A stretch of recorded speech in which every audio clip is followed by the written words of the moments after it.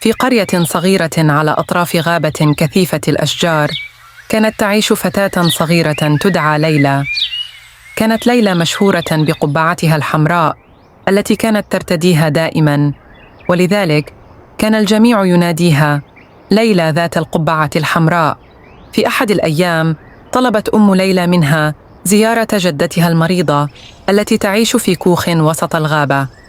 أعطتها سلة مليئة بالأطعمة الطازجة والأعشاب الطبية، وأوصتها بألا تنحرف عن الطريق المؤدي إلى بيت الجدة. بينما كانت ليلى تسير في الغابة المظللة، قابلت ذئباً ماكراً.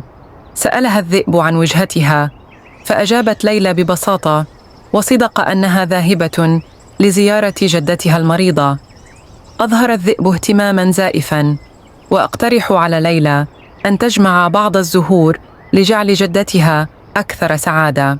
استغل الذئب فرصة انشغال ليلى بجمع الزهور، وانطلق بسرعة إلى كوخ الجدة. طرق الباب بأدب، وتظاهر بأنه ليلى بصوت ناعم. عندما فتحت الجدة الباب، هاجمها الذئب وأخذها بعيداً، وارتدى ملابسها واستلقى في سريرها. وصلت ليلى إلى كوخ الجدة بعد فترة قصيرة. طرقت الباب ونادت: جدتي، أنا ليلى. طلب منها الذئب المتنكر أن تدخل. لاحظت ليلى شيئاً غريباً في شكل الجدة، لكنها لم تشك فوراً في الأمر.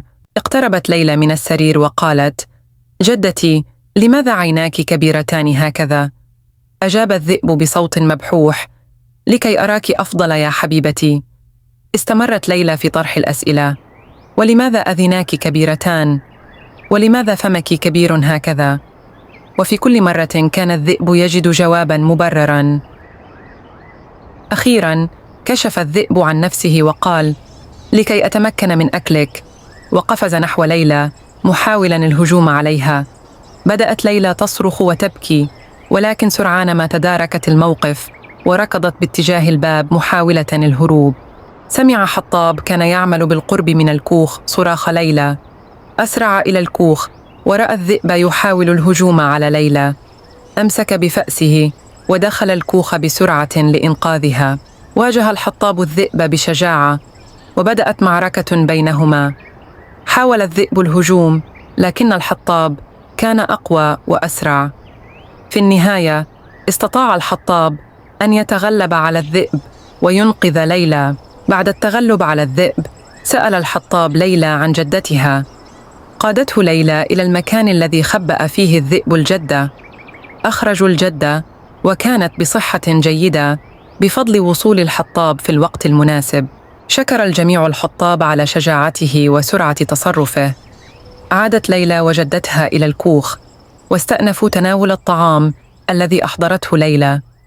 كانت الجدة سعيدة جداً برؤية ليلى سليمة. أدركت ليلى أن الاستماع إلى نصائح الكبار أمر مهم، وأنها يجب أن تكون حذرة عندما تكون بمفردها. تعلمت درساً قيماً عن الثقة والحذر. عندما عادوا إلى القرية، أخبروا الجميع بما حدث. قرر أهل القرية إقامة احتفال لتكريم الحطاب وليلى لشجاعتهما. كانت ليلى فخورة بما تعلمت وبالتحذيرات التي قدمتها للآخرين. انتشر خبر الذئب في جميع أنحاء الغابة، وأصبح درساً لبقية الحيوانات.